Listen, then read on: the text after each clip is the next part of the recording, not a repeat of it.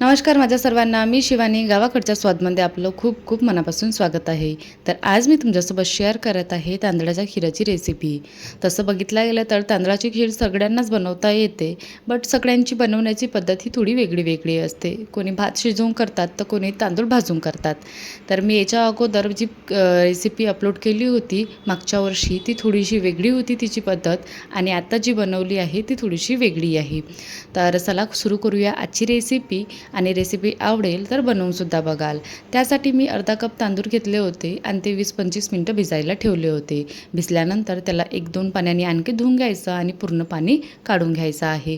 छानपैकी असं पाणी निथळलं की कढाईमध्ये तूप गरम करायला घ्यायचं. तर 2 ते 3 चम्मच मी तूप घेतलं आहे. तुम्हाला जास्त जास्त प्रमाणामध्ये तूप आवडत असेल तर आणखी तुम्ही तुपाचा वापर करू शकता.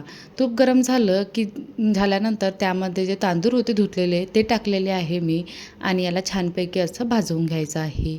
गॅसची फ्लेम ही लो टू मीडियम ठेवायची, आणि लो टू मीडियम फ्लेमवरच आपल्याला ही सगळी प्रोसेस करायची आहे. आणि तांदूळ तसेच एकसारखे आपल्याला भाजून घ्यायचं आहे.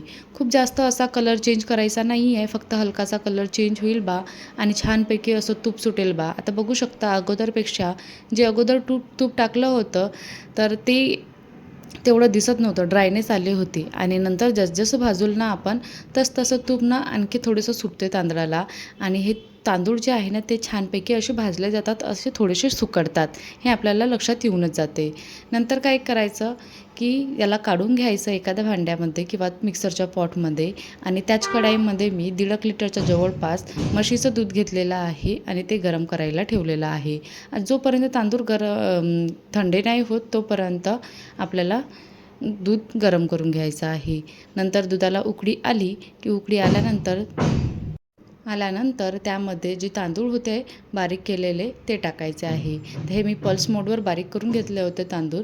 खूप जास्त असं फाईन पावडर वगैरे करत नाही बसायचं. पल्स मोडवर थोडंसं दरदरचं वाटून घ्यायचं आहे, आणि गॅसची फ्लेम ही लो ठेवायची, आणि हे जे तांदूळ भाजले होते ते टाकायचे आहे आणि कंटिन्यू तसं मिक्स करत राहायचं आहे.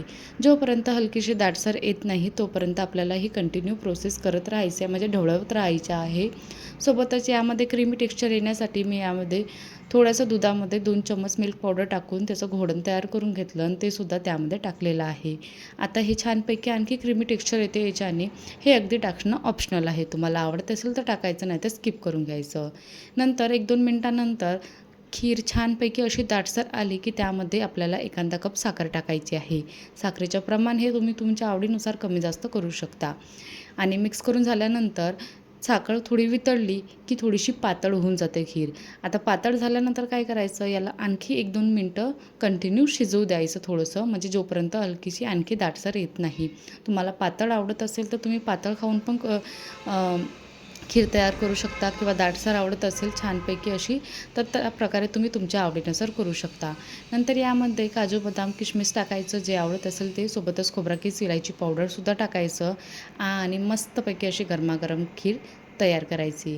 तर खीर तयार झालेली आहे, तर मी गॅस बंद केली आणि हिला गरमागरमच मस्तपैकी पोळीसोबत किंवा पुरीसोबत खायचं, किंवा अशी पण तुम्ही रबडीसारखी खाल्ली ना तरी छान वाटते.